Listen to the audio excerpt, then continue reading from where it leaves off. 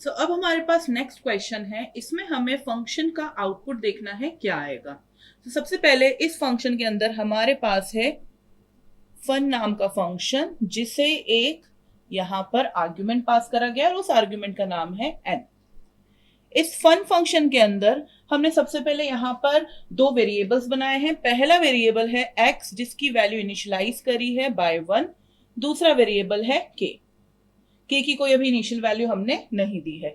इसके बाद हम यहां पर एक कंडीशन चेक कर रहे हैं, इफ n इक्वल्स टू 1। अगर n की वैल्यू जिस पॉइंट पर 1 होती है, उस केस में हम यहां पे क्या कर रहे हैं, रिटर्न 1, रिटर्न x। इसके बाद अब हम यहां पर इफ कंडीशन हमारी क्या हो गई, रिकर्सिव फंक्शन की बेस कंडीशन हो गई।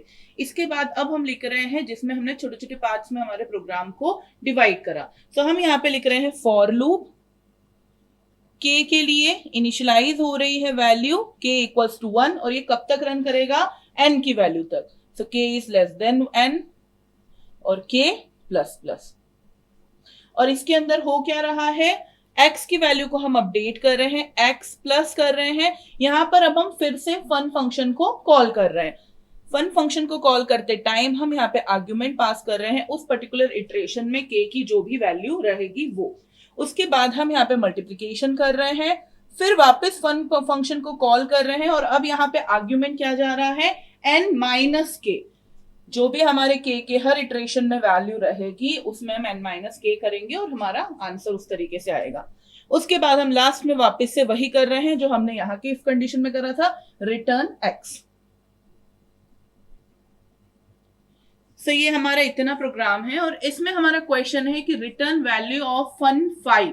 हमें पता करना है कि जब यहां पर n की वैल्यू 5 दी जाएगी, तो हमारा आंसर जो x रिटर्न हो रहा है वो क्या होगा।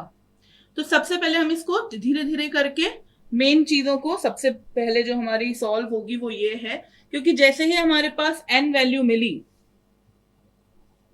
जो कि है 5, यहां से एंटर हुए, यहां पे x इक्वल्स टू 1 मिल गया, तो हम यहां पर एक x भी बना देते हैं जिसकी वैल्यू है 1। फिर उसके बाद यहाँ पे चेक करा n इक्वल्स टू 1, तो कंडीशन अभी फॉल्स है क्योंकि n की वैल्यू 5 है, तो इसलिए ये रिटर्न स्टेटमेंट अभी रन नहीं करेगा। उसके बाद गए फॉर लूप पर। फॉर लूप पे लिखा है k इक्वल्स टू 1, तो k को इनिशियल वैल्यू मिल गई है 1।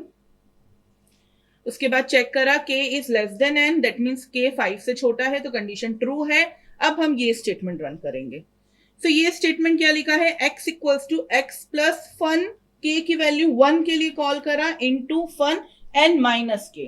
अब ये जो स्टेटमेंट है ये k की हर पॉसिबल वैल्यू के लिए रन करेगा।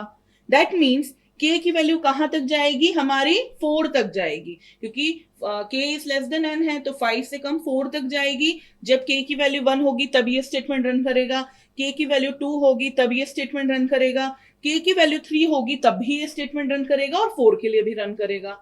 तो हम इसको एक बार सही से लिख लेते हैं, क्योंकि हर बार फन हम कॉल करेंगे, यहां पर फन 1 कॉल होगा पहली बार में, दूसरी बार में यहां पर कॉल होने वाला है फन हमारा n minus k, that means 4। तो हम इसको यहाँ पे क्लियरली लिख लेते हैं 1 प्लस, क्योंकि x की वैल्यू 1 है अभी। उसके बाद है फन k, तो अभी k की वैल्यू भी क्या है हमारे पास 1, सो फन 1 कॉल करा गया।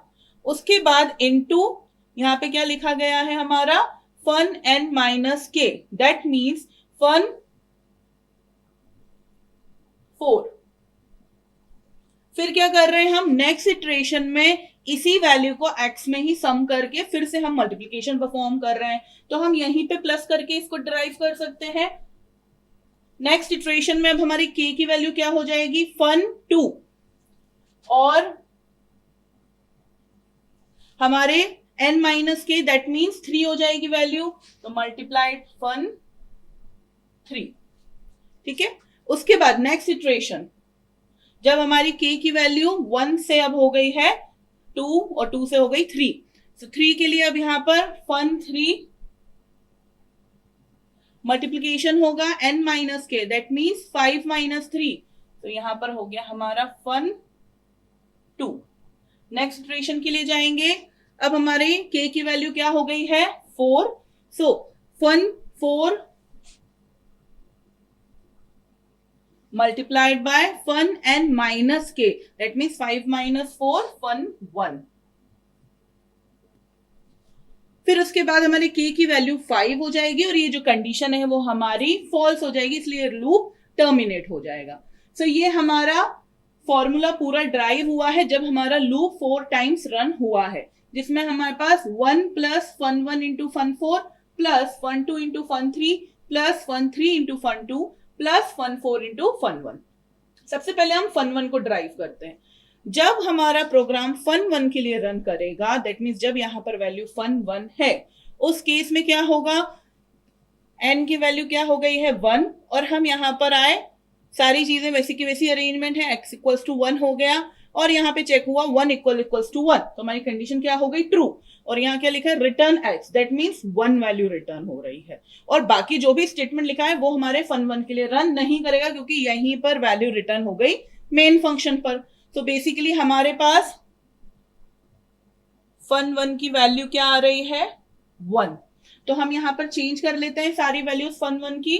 तो इक्वल्स टू 1 प्लस फन 1 की जगह पे 1 आ जाएगा multiply fun 4 plus fun 3 into fun 2 plus fun 3 into fun 2. हमारा मल्टीप्लीकेशन का अरेंजमेंट है, हम उसे आगे पीछे लिखें उससे कोई डिफरेंस आएगा नहीं. प्लस लास्ट है हमारा fun 4 multiplied by 1. So simplicity के लिए हम इसको इस तरीके से लिखेंगे फन 4 प्लस ये दोनों हमारे क्या हुए values fun 3 into fun 2, fun 3 into fun 2 दोनों सेम वैल्यूज हैं, तो मैं कुछ इसको इस प्रकार लिख सकती हूं फन 3 इंटू फन 2. और यहाँ पे जो हमारा फन 4 है वो 2 बार कॉल हुआ है, 2 बार यहाँ पे मल्टीप्लिकेशन में आया है, तो इसलिए यहां पर भी मैं इस तरीके से लिख सकती हूँ. तो अब हमारा फॉर्मूला इतने से इतना छोटा हो गया है. तो अब हम यहाँ पर फन 2 को ड्राइव करके देखते हैं. जब हम फन 2 को ड्राइव करेंगे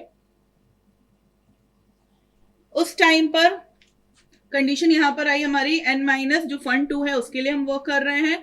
तो फन 2 के लिए यहां पर हम सबसे पहले इसको ड्राइव करेंगे x प्लस, यहां पर हमारी सेकेंड कंडीशन है, सेकेंड कॉल है फंक्शन का फन के, और यहां पर हमारा n माइनस के है. अब हम 2 के लिए इसको रन कर रहे हैं.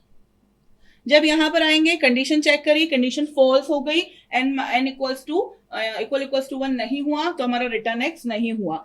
फॉर लूप पर गए, फॉर अब क्योंकि n की वैल्यू यहां पर क्या है 2 है, तो k की वैल्यू कहां तक रन करेगी, सिर्फ 1 तक ही रन करेगी. तो सबसे पहला जो हमारा है वो होगा 1 प्लस यहाँ पे फन 1 होगा, तो फन 1 रिटर्न क्या करता है हमको पता है 1 करता है multiply fun n minus k, that means 2 minus 1, तो अगेन ये क्या हो गया फन 1 हो गया, तो ये रिटर्न 1 ही कर रहा है. फिर उसके बाद नेक्स्ट इटरेशन के लिए जब हम जाएंगे तो नेक्स्ट इटरेशन में k की वैल्यू क्या हो गई है 2 हो गई है, तो इसलिए हमारा लूप ब्रेक हो जाएगा. तो यहाँ पे अब कुछ भी एडिशन नहीं होगा. So equals to 1 plus 1 2 answer आ जाएगा. तो फन 2 की वैल्यू हमारे पास आ गई 2. अब हम फन 3 को ड्राइव करेंगे, तो यहाँ पे लिख देते हैं फन 3. अब यहाँ पे 2 वैल्यू ना जाते हुए n के पास जा रही है 3 वैल्यू, और फन फंक्शन के पास एक एज आर्ग्यूमेंट 3 आ गया है. यहाँ पर कंडीशन चेक होगी 3 इक्वल्स टू 1, कंडीशन फॉल्स हो गई तो रिटर्न x नहीं हुआ. फिर यहाँ पे लूप अब रन कर रहा है k इक्वल्स टू 1 से लेके n की वैल्यू 3 तक, दैट मीन्स k की वैल्यू 1 और 2 वहां तक जाएगा. सबसे पहले यहाँ पे 1 प्लस k की वैल्यू अब यहाँ पर क्या हुई है 1 हुई है. सबसे पहले k की वैल्यू 1 के लिए रन होगा, तो 1 into fun n minus k, that means 3 minus 1, तो क्या हो गया फन 2, और फन 2 की वैल्यू हमने ऑलरेडी यहां पर निकाल ली है, तो हम डायरेक्ट वैल्यू लिख सकते हैं 2 प्लस. अब नेक्स्ट इटरेशन के लिए गए हम, नेक्स्ट इटरेशन में हमारे पास वापस यहाँ पे क्या वैल्यू है फन के, जो कि अब हो गई है फन 2, और फन 2 की वैल्यू हम निकाल चुके हैं यहाँ पर 2 मल्टीप्लाइड बाय, अब यहां पर हम देखेंगे n minus k, that means 3 minus 2, तो उस केस में हमारा यहां पर हो गया 1, तो उसका भी रिटर्न वैल्यू आएगी 1. तो इसका कंप्लीट आंसर क्या हो गया हमारे पास 1 प्लस 2 प्लस 2, दैट मीन्स 5. अब हम नेक्स्ट इटरेशन के लिए जाएंगे, नेक्स्ट वैल्यू के लिए जाएंगे जो कि है फन 4 की वैल्यू हमारे पास। फन 4 के लिए अब n की वैल्यू 4 जा रही है यहाँ पर कंडीशन चेक होगी, फॉल्स हो गई, रिटर्न एक्स इसलिए नहीं हुआ। अब यहाँ पर k की वैल्यू 1 से लेकर लूप के अंदर कहां तक जाएगी, 3 तक जाएगी, क्योंकि k is less than n। तो सबसे पहले हम 1 प्लस k की वैल्यू 1 है तो फन 1 की वैल्यू हमें पता है क्या है, हमने अभी निकाली थी, 1 इंटू यहां पर 4 माइनस 1 फन 3 हो जाएगा, तो फन 3 की वैल्यू भी हम यहां पर 5 निकाल चुके हैं, सो 5।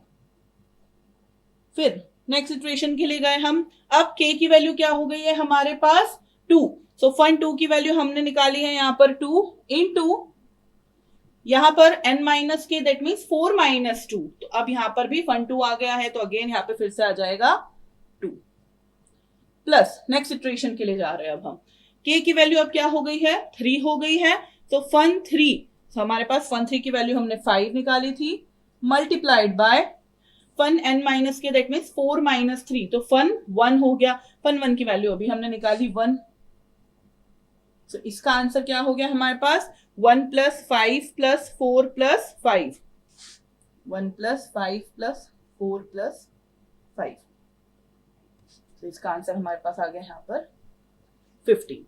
अब इन सभी सम्स को हमने किस में रखना है, इस इक्वेशन में रखना है, क्योंकि हमने एक्चुअली में फन 2 फन 3 और फन 4 की वैल्यूज ही इसलिए निकाली, तो इसलिए 1 प्लस 2 इंटू फन 4 की वैल्यू आई है 15 प्लस 2 इंटू फन 3 की वैल्यू आई थी 5 इंटू फन 2 की वैल्यू आई थी 2, 1 प्लस 30 प्लस 20, तो हमारे पास आंसर आ गया 51। तो इस क्वेश्चन का जो रिटर्न एक्स होगा सबसे लास्ट में, वो आंसर है हमारा 51।